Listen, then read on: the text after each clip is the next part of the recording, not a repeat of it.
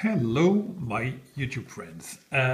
This is going to be the take two of the video, and hopefully this is going to be the last, because one of the lines I drew when I wanted to make those videos was to make only one short video. So either they were good and I post them, or they go to the garbage. So hopefully this one is going to be the right one, because I wanted to present you this beautiful knife. The MCUSTA Katana. This is just an awesome knife. I wanted to present you for quite a while now, because I have it for, I don't know, I'd say over a year for sure. And I always have been stoked with this knife. I use it quite a while, but most of the time I just carry it just for fun and for, to fondle with it. First impression was the right one. I bought it whenever I saw it, and I didn't even know what it was made of. I just found it to be, just beautiful knife. And then later, the day after, I learned that this was aluminum handles. And this was only anodization, but a double anodization actually. You have the first anodization, which is the black one. Then they did a second anodization on the cuts here, around the pivot here, and around the small lanyard hole here. If that camera wants to focus, I don't want to stop this video, please. Okay, so that's a double anodization. So that's really something that I haven't seen that often. And on the production knife, I found that very, very neat. The overall finish of the knife is also very, very neat. And that is something to be expected with the MCUSTA. This brand is a Japanese brand coming from Seiki City, Japan, which is like, the really big knife cities around the world, like Maniago in Italy, like Solingen in Germany. Really nice places to build knives. So MCUSTA is probably one of the best brands in Japan, there in Seiki City. So they made this knife. That's a folder, and look at the beauty of this folder.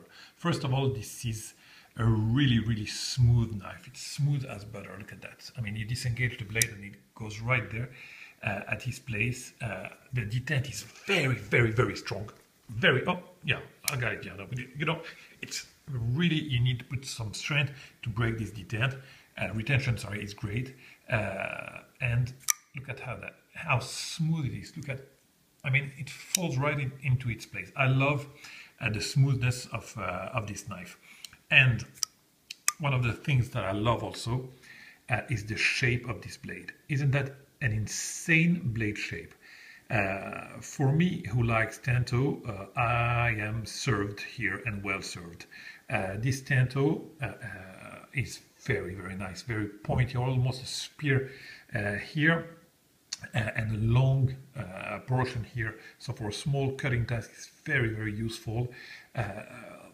I love the design of the Tanto usually. That's my favorite blade shape, because you have a nice portion for a nice cutting, big cutting task. This portion here for the small cutting task. The penetration is absolutely perfect. That is, to me, the most versatile and, in my opinion, the most beautiful blade shape there. So blade shape is beautiful. Now you have this finish here on the blade with the Senmai. It's a VG10, as usual we know with MCUSTA, and the Senmai VG10, which is, in my opinion, absolutely awesome. Look here, without all the writings on the blade, it's even better. I just love this blade shape. I love the Senmai. I love this knife. So I wanted to share with you guys because, like I said, overall, it's just an awesome knife. Look at that. It looks really like the ancient katana. This is really a nice name for this folder, because it really looks like a katana, and that's also what one of the things that I like. On the back, it's a pillar construction, regular, sorry about that, regular pillar construction. Not a lot of issue with this knife. I like the pocket clip also. It makes for a very deep carry in the pocket. I would, for aesthetical reason, I would have preferred it to be, you know, smaller, so we can appreciate the blue cuts here, because it spoils 3 of the cuts here, so that's unfortunate. And I think that if it, you know, it was more than enough. If they, you know, they had it stop here, more than enough. Yeah, that would be the only issue. It's too big of a clip, but very effective clip, very, very effective. Compared to another MCUSTA that I'm gonna bring back. Look at this shitty clip here. I mean, look, no retention at all. Small clip, no. I mean, I like this MCUSTA, but it's so bad in the finish. Look at this small thumb stud, the small cut here. I mean, you hurt yourself, and the detent is out. This one, you won't break it, that is for sure. This one is the strongest detent I've ever seen.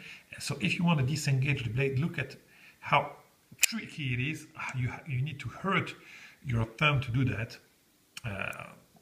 So yeah, this one, it's so unfortunate. I love this MCUSTA also, but I will need to send it back. So just, you know what, while doing this video, a small overview of this knife, the crater pattern. I found it really nice, but it's too shiny for me. The blue pivot here, I know here, and the thumb stud also in blue is excellent.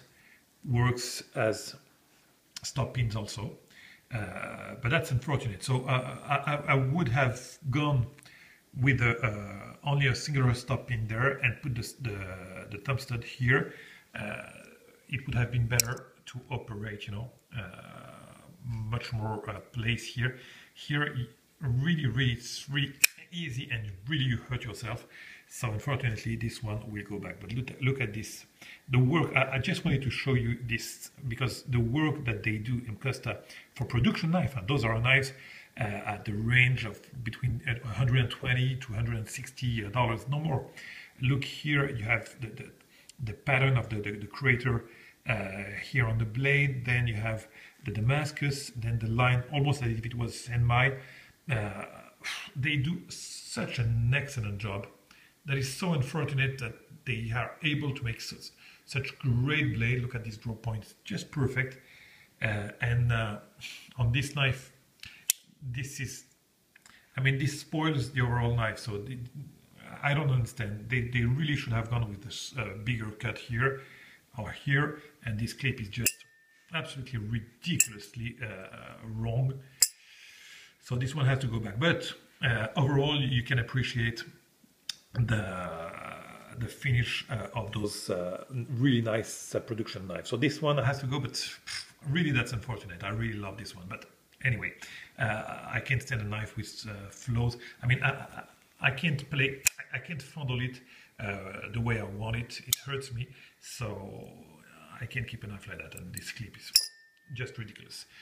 This one, I have no issue whatsoever with this one. Over a year after, I just love it. I love how smooth it is. I love how beautiful it looks. It's really nice for EDC, you know, just for the heck of it. Let's make a size comparison. Let's try to lose the angle. Here it is with the large, I don't know what I say, a large 25. They don't even exist in small, but that's the size also of the 21. For those of you who know only the 21, that would be the size of the large 21, or here the 25 actually. You see, so it's rather smaller than the 25. Very easy to carry, very, very nice for EDC or tactical. That would be a knife that I would highly, highly recommend for all those reasons. And I think that, like I said, the price range for those knives has to be from $120 to $160. That is if you find those, because as it appears, they seem to be very difficult to find these days. But if you can put your hand on those knives, you would make a really nice purchase. So locking mechanism is a liner lock. Look at that, kind of early, very strong liner lock. There is no, after a year, like I said, no blade play whatsoever here, front to front, side to side. Nothing to worry about that. Very nice liner lock. Only one liner, as you can see. Only one liner, so that's clever because you don't need another liner on the other side. Blade centering, if I look at, also the blade is kind of large, thick, you know, and blade centering, you have to, yeah, it's a little bit of centering, a little bit, but it is tricky because you have this liner here and no liner here. So, but again, even if you consider only the liner there, it's off center on the right, but that's not a problem with me, really no problem. This knife, I love it as it is. I won't try to tighten the pivot just to have a better centering. That doesn't, I mean, that won't help the knife because it's perfect as it is. So guys, I hope that this video, you like this video, and that you will consider this purchase if you like this knife, because it is every bit as good as you can see on the video, and even better when you have it in hand. It's very, very nice to carry, and I absolutely love it. I wish I have found another MCUSTA to go along with this one, but every other that I found has some issues, you know, with the finish. This one was, yeah, you know, probably my favorite after this one. And like I said, when you have it in hand, only after one day you see all the flaws that you have in it, and that has to keep me away from this one, unfortunately. So I really hope that MCUSTA will be able to produce other great knives as this one. So you see, that was supposed to be a short video, and it's 12 minutes long. So I think I'm really helpless, and I won't be able ever to make video under 10 minutes. But that's passion, and I hope that I can share this passion with you guys for some other time. I am still waiting for my two knives from the United States. They have been misdirected, so I have a Diaware Solo V4 and an Allen Elishewitz custom knife made for me. They were supposed to be on their way to France, and they are on their way to Spain. So let me tell you that I'm quite excited and tensed. I'm really expecting the USPS to bring those knives to my door, and hopefully whenever they arrive here, that will be for me an epic unboxing, and I will gladly do that. That is, if those knives are not lost. And if they are, I think that I will probably kill myself or this channel, because I will be so depressed. I'm not sure that I will be able to make another movie. So finger crossed, and I wish you all a happy new year to come. Peace to everyone. Bye-bye.